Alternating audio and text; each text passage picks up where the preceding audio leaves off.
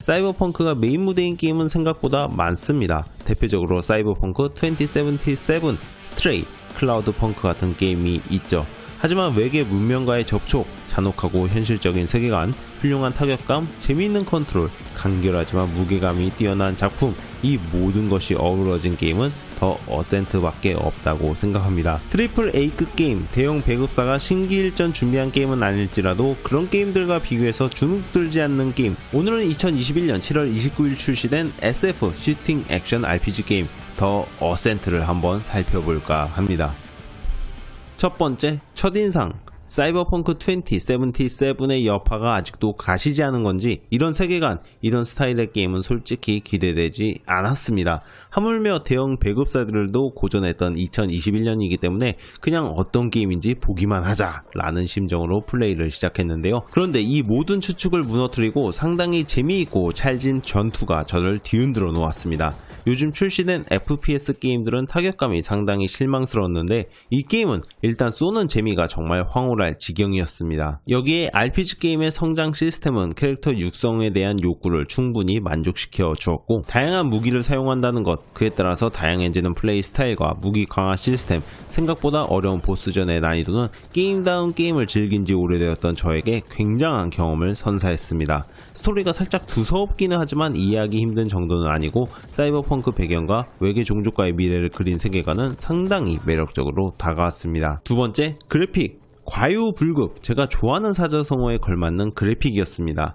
사이버펑크다, 미래다 해서 정신없고 무작정 휘황찬란한 그래픽을 선보이는 게임들이 은근히 많은데 해당 작품은 적전선을 잘 지켜주는 모습을 보여줬습니다. 어찌 보면은 풀 3D가 아닌 2.5D여서 가능하지 않았을까 싶기도 한데요. 전반적인 그림체와 색감이 훌륭하고 도시 컨셉에 따라 바뀌는 그래픽 질감 차이, 환경의 변화에도 신경을 써준 덕분에 게임의 완성도가 한층 더 높게 다가왔습니다. 디테일적인 부분에서도 부족함이 거의 없었기 때문에 현실성 관련한 부분에서의 이질감도 적었고 참 잘 짜여진, 과하지도 않고 그렇다고 부족하지도 않은 정말 만족스러운 그래픽을 자랑했습니다. 여기다가 전투 시에 펼쳐지는 적당히 과장된 그래픽 이펙트는 게임을 하는 사람으로 하여금 웅장한 기분마저 즐길 수 있게 해줘서 한층 더 만족스러웠습니다. 세 번째, 게임 성향.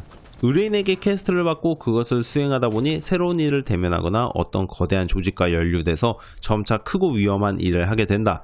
여느 RPG 게임에서나 쉽게 찾아볼 수 있는 플레이 진행 스타일입니다. 그런데 이 게임은 스토리의 개연성이 마냥 자연스러운 편은 아닙니다. 가끔은 좀 억지스러운 면도 보이기 때문이죠. 하지만 크게 거부감도 없고 오히려 좋았습니다. 스토리를 즐긴 데 있어서 질질 끄는 부분이 없었기 때문에 오히려 시원시원하고 깔끔해서 만족스러웠습니다. 여기다가 자신의 입맛대로 캐릭터를 육성할 수 있다는 점, 예를 들어서 나는 FPS라는 장르에 집중하고 싶어 라고 하신다면은 재장전 속도와 탄창 용량, 원거리 명중률의 스탯을 집중하시면 됩니다.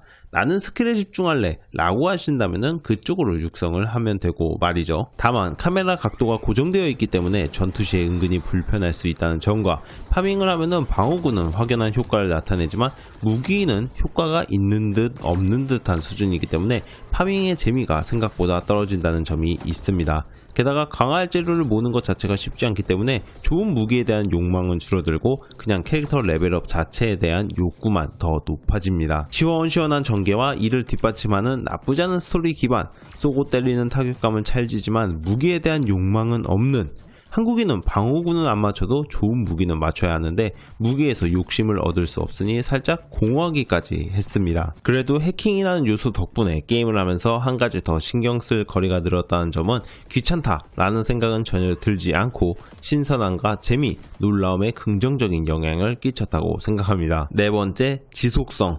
스토리 중간 스킵 없이 서브 퀘스트까지 어느 정도 하고 엔딩까지 보는데 근 2-30시간이 걸렸습니다. 이것도 후반부에 운 좋게 잘 살아남아서 짧지 않았나 생각할 정도인데요.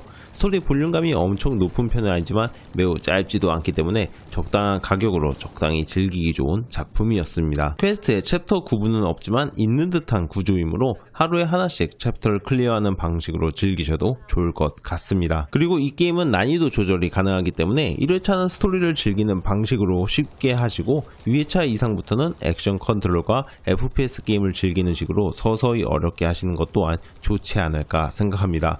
그리고 이 게임에는 캐릭터 육성 스탯과 다양한 스킬, 무기가 존재합니다. 물론 게임 내에서 캐릭터 스탯을 초기화하는 방법이 존재하긴 하지만 처음부터 색다른 컨셉으로 플레이하시는 것은 또 하나의 재미를 얻으실 수 있는 좋은 기회일 것입니다. 단 한 번만 엔딩 보고 끝내셔도 나쁘지는 않지만 2회차 플레이까지 하고 싶게 만드는 1회차로 끝내기는 남겨진 재미가 적당히 풍부한 작품이므로 지속적으로 즐기기에 그리 나쁜 작품은 아니라고 생각합니다. 다섯 번째, 구매 가치.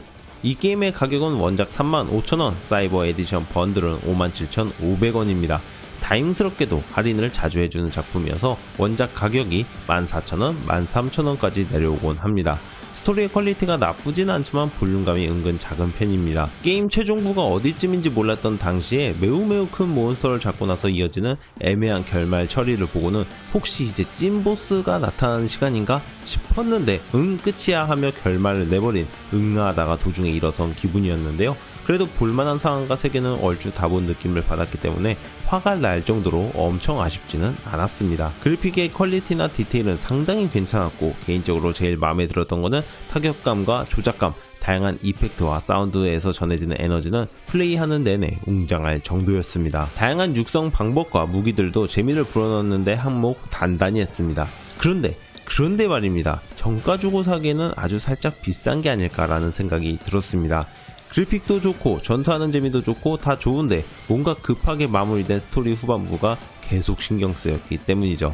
차라리 가격이 29,900원 정도였다면 정가로 주고 구매하셔도 충분하다 라고 말씀드리겠는데 35,000원이라니까 아주 살짝 아쉬운 느낌이 듭니다. 지극히 개인적인 생각이지만 할인할 때 구매하신다면 정말 좋은 게임을 얻으실 수 있는 기회, 사이버펑크 2077으로 다친 마음 치료할 수 있는 기회지만 정가 주고 구매하신다면 살짝 찝찝한 기분을 지울 수 없지 않을까 생각합니다. 뭐가 되었던 간에 여러분의 선택을 존중하고 응원하며 모두들 몸도 마음도 건강한 게임 생활 되시길 바랍니다. 그럼 모두들 안녕, 바이바이.